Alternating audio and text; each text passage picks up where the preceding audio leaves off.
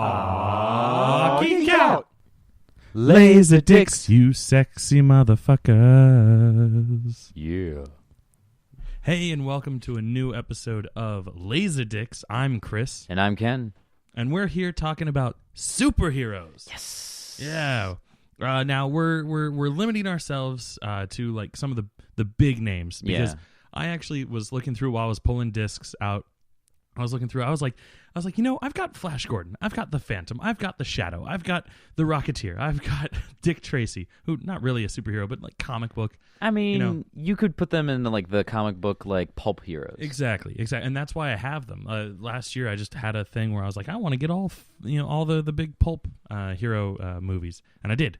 Most of them birthday presents, and it was great. But so we're limiting ourselves. I have 2 series here. Mm-hmm. And I've got 1.5. I've got a series, and then I've got 2 special, odds and ends ones that'll be fun. Gotcha.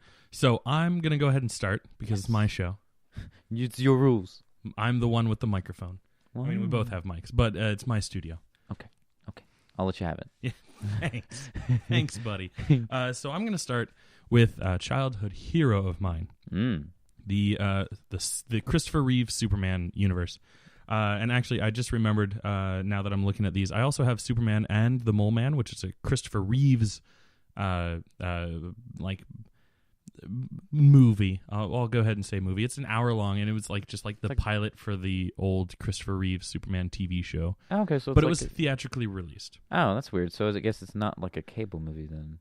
No, it's the equivalent of what would now be a made-for-TV movie or a pilot. Yeah, but it was released in theaters. That's what's odd. Well, that's back in that day. Everything was released in theaters because no one had television.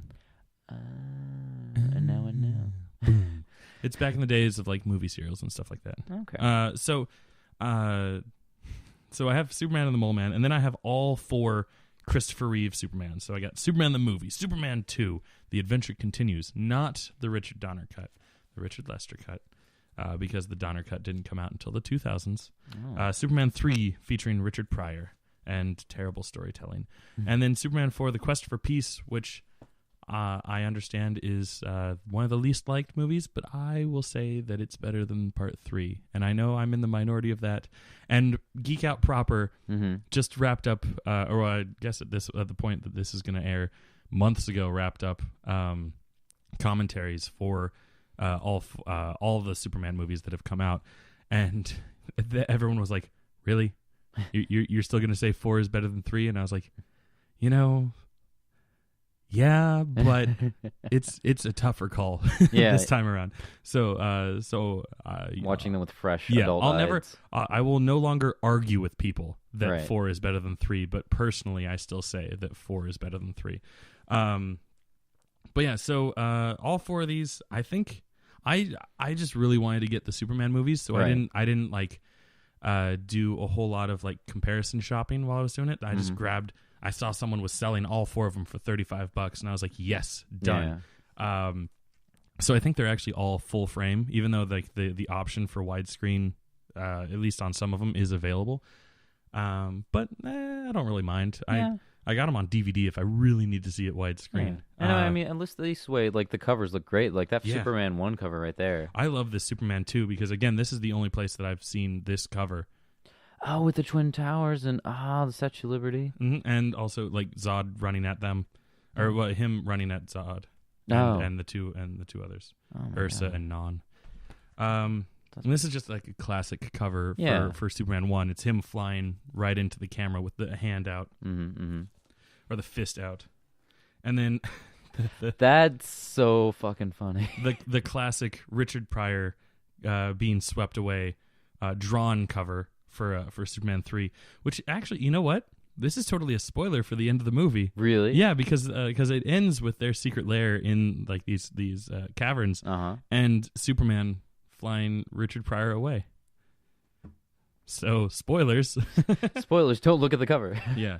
And then this classic cover, the painted cover for Superman 4, is him hauling off a nuclear warhead, which is funny because he leaves 2 on the ground.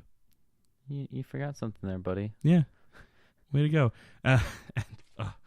the fucking okay. So I could go on and on about these movies, like just talking about them, at ad nauseum about the movies themselves. But let's talk about the movie, the Laserdiscs. Yeah. They're all extended play, so they're all CLV quality. Okay. Let's see. Looks like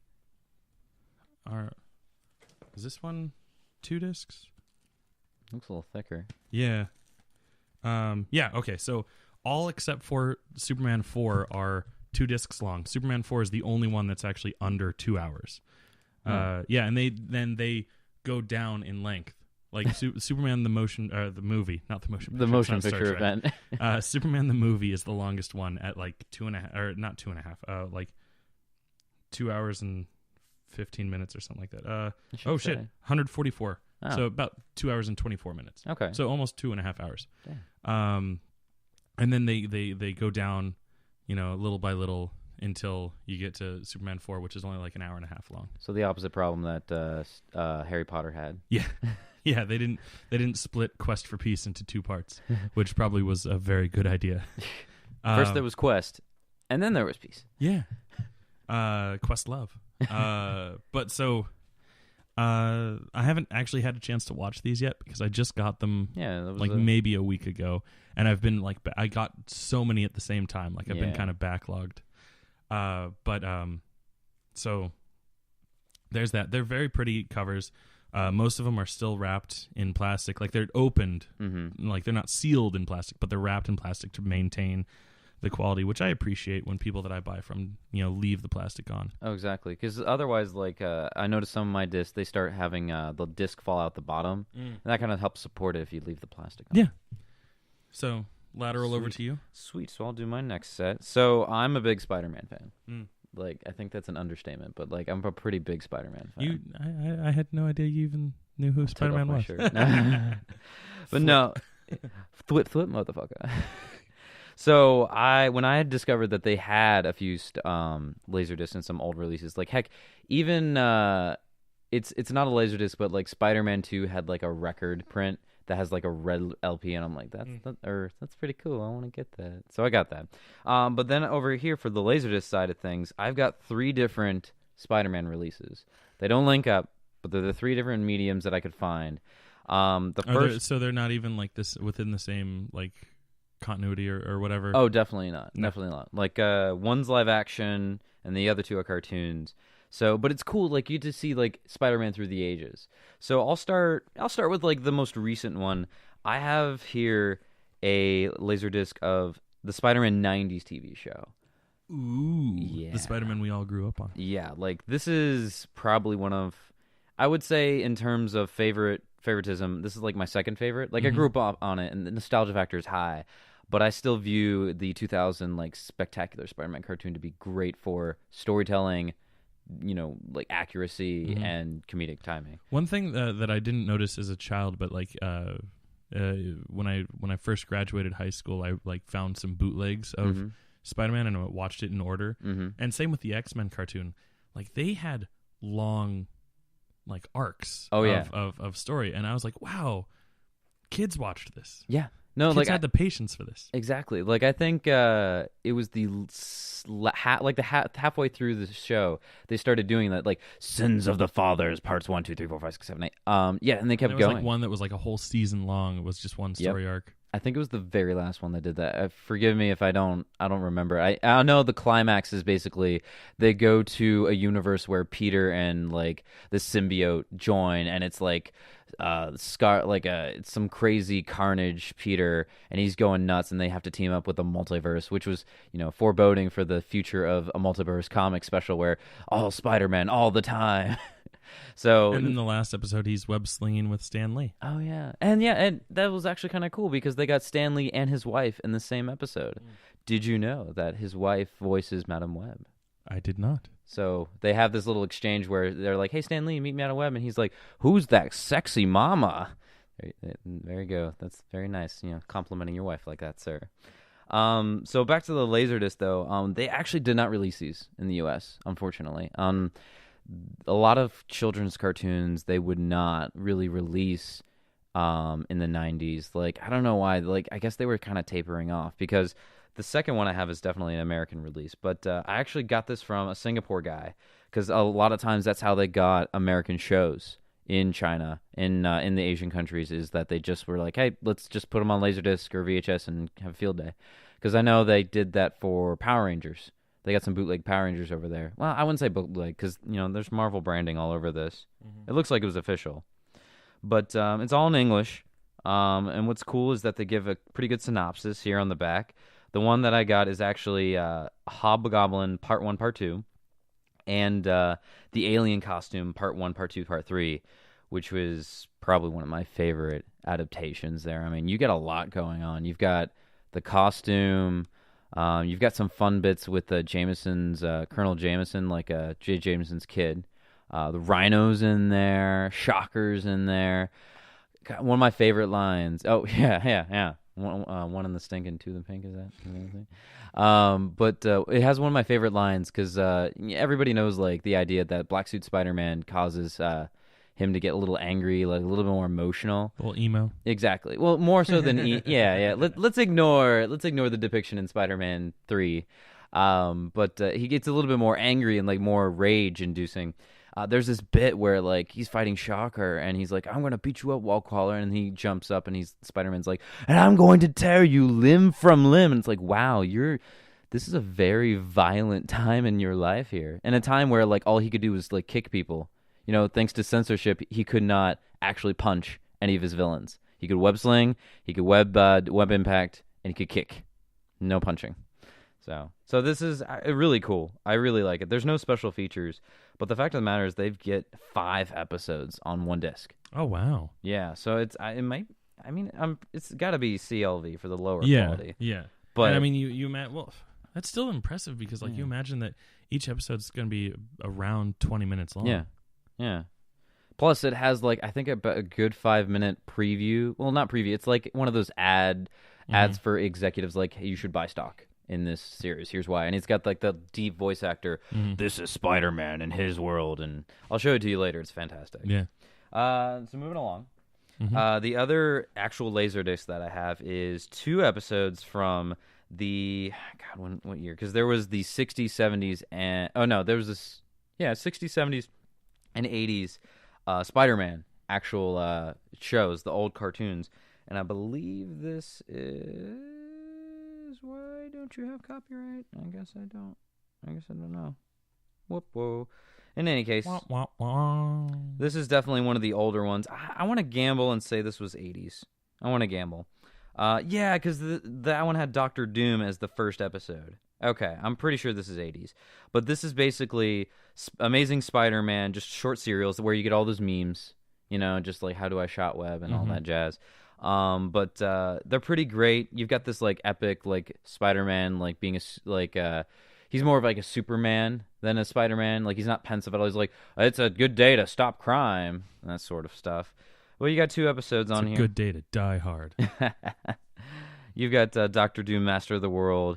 Curiosity Killed the Spider-Man. I really like the Black Cat. She's pretty fun in this one. Like I think this is even the one that's the little sneak peek of Superman in it. Oh yeah? I think I recorded a clip and showed it to you one time. There's definitely this bit where Spider-Man goes down to use a payphone and you see this Clark Kent-esque character just like look at him weird and then leave the phone booth, and he's like, man, who was that guy? It was definitely like, wow. They got they don't clearly label him Superman or Clark Kent. It was just they could have some fun back then in cartoons. That's all it really is about that. And then this is a fun little. So back in the 70s, they had a live action Spider-Man movie, right? Or not movie, like show. It's not great. I've seen a bit of it. It's very cheesy, and he doesn't fight supervillains. There's just gangsters. Yeah. There's just gangsters. He just fights organized crime. So there's no supervillains. There's no powers. He's the only one. But isn't he just like the thing that they used for web was just rope?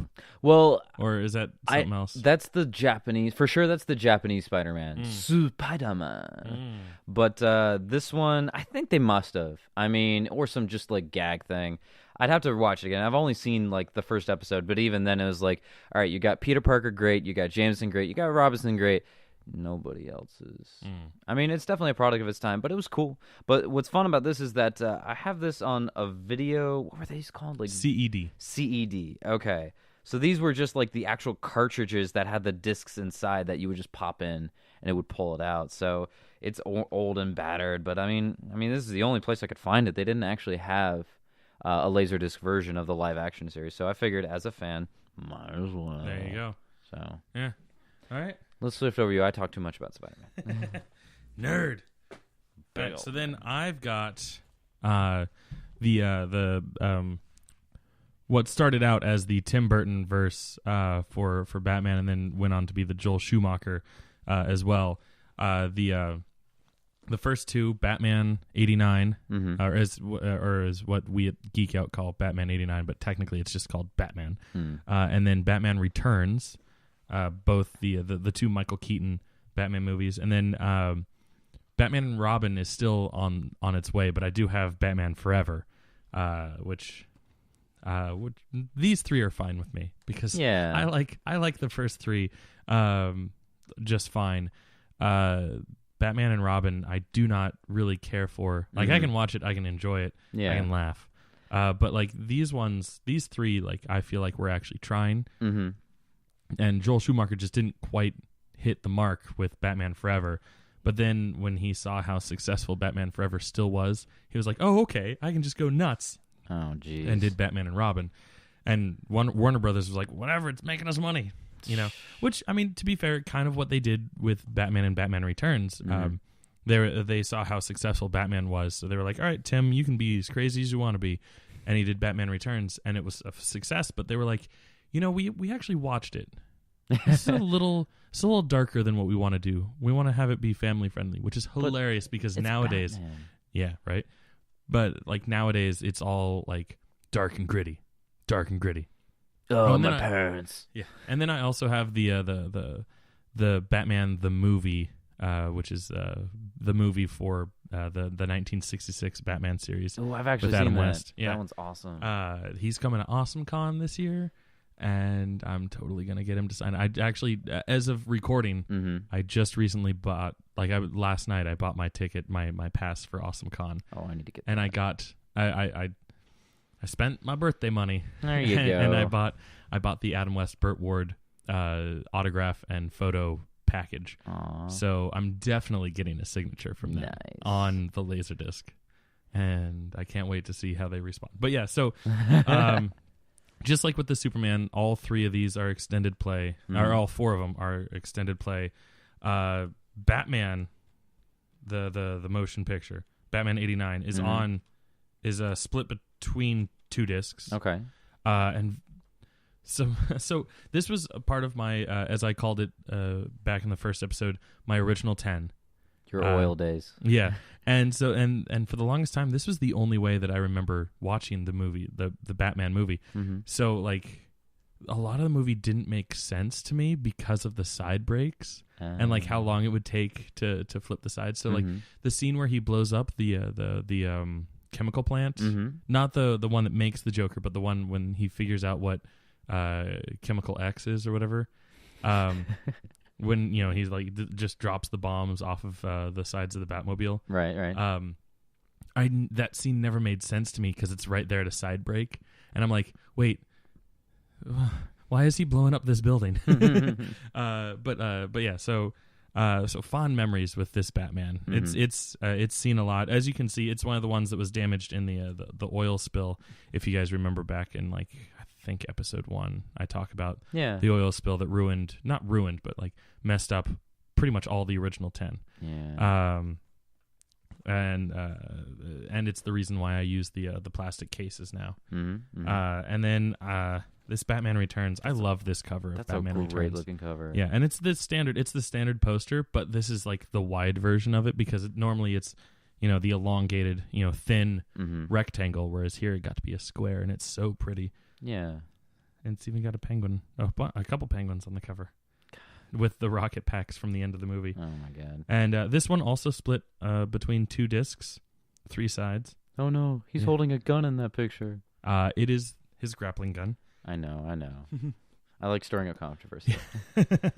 Watching Batman vs Superman, there's a scene where he uses a gun, or a couple scenes where he uses a gun, Mm-hmm. and like that was one of the. I loved Ben Affleck's Batman. Mm-hmm. I thought he did a fine job. Dude, he's awesome. But like as soon as he grabs a gun and starts shooting people, I was just like, Batman doesn't use guns. And then I got over it because I'm a nerd, but I can also handle movies being in separate universes than the books. I know, but blame Bruce Timm for like instilling that in our minds. I mean, because that's the Batman I grew up on. Yeah.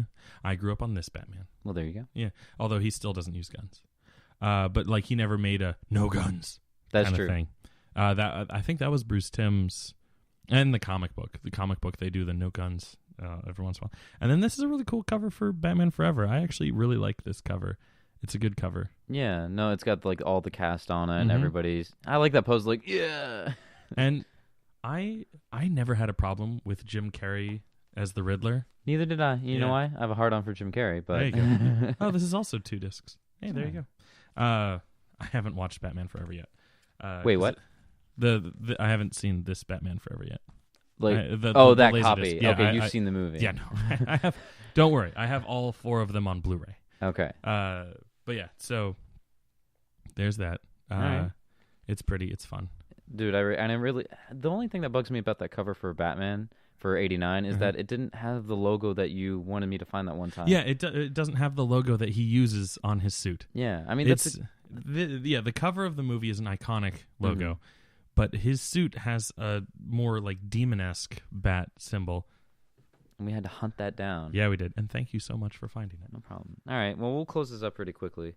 I got to go to work. You got to go to work, and I mean, these aren't terribly special, but I mean, I got 2 other Laserdiscs that are pretty fun. The first one is this Comic Book Confidential, which is like a bunch of interviews with a bunch of different people from like, when was this printed? 1988. Oh, wow. This came out when I was born. Let's see. We got a bunch of people here, and basically just interviews about the history of comics. We got any notable names here. We've got Bill Griffith, Jack Kirby, Stan Lee, Frank Miller, Dan O'Neill, Harvey Pekar, Spain. Yeah, so there's a ton of people on here, but I'm only really listing off the ones that look a little bit familiar. But yeah, it's just this really cool just history of comics and like the rise and fall and like kind of the origin stories, and that was actually really cool for me because like I'm used to modern day comics too much. Like they've always been a staple, they've always been there, and this tells you about like when there was a time when like there wasn't a whole lot of comics, it wasn't a proper time, and then the comic code, that was a cool section where when we started getting hey, you kids are reading this, you gotta have some censorship, you gotta have authority on that. So that was a pretty fun. One of these days I'm gonna have to like rip this because like I don't think it exists digitally. It would be nice to like actually watch and share it with friends. Yeah. So we got that, and not have to lug around the Laserdisc player. Hey guys, well, it's a cool cover because like this is made out of cardboard. Yeah, it stands out, and it's got it's like legit thick textured cardboard. Exactly, and it's got like a cool everybody's characters written on the front. Jack Kirby's got Silver Surfer. It's pretty slick.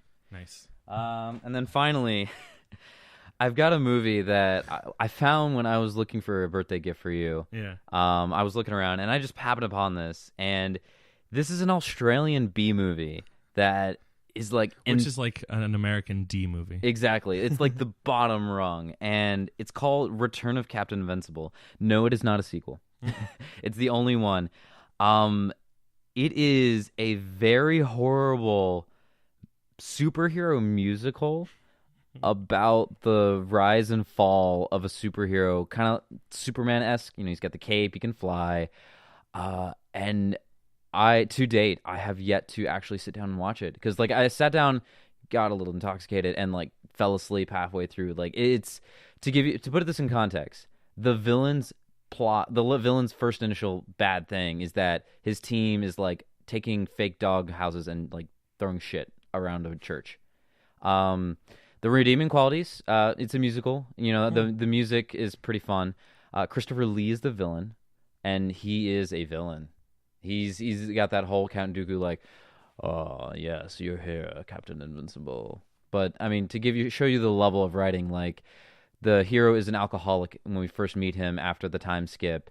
He's just a drunk alcoholic in Australia, and to tempt him when he comes back to power, the villain Christopher Lee tempts him with this open bar and like communist girls, like just being like, hey, you know, you want to get some of this fine liquor here. So if you want a crazy night with friends, look up Return of Captain Invincible. It'll be hard to find, but it's basically just this fun, goofy. I can't say it's a good movie. It's definitely a bad movie, but it's a time, and I'm gonna let you borrow it. You're gonna have fun. It's a fun time. So those are my superhero movies. All right, and we're short on time, so you have to get out of here. That is LaserDicks superheroes. Yes. Ba-da-ba-ba-ba. LaserDicks. Alrighty, guys. You have a good one. This has been another Geek Out production. If you enjoyed what you heard, hey, you know, we've got a new commentary every Monday. We've got a special episode every Friday. Of course, there's the usual catching up show every Wednesday. And you get book club episodes just about every Tuesday these days. Thanks for listening.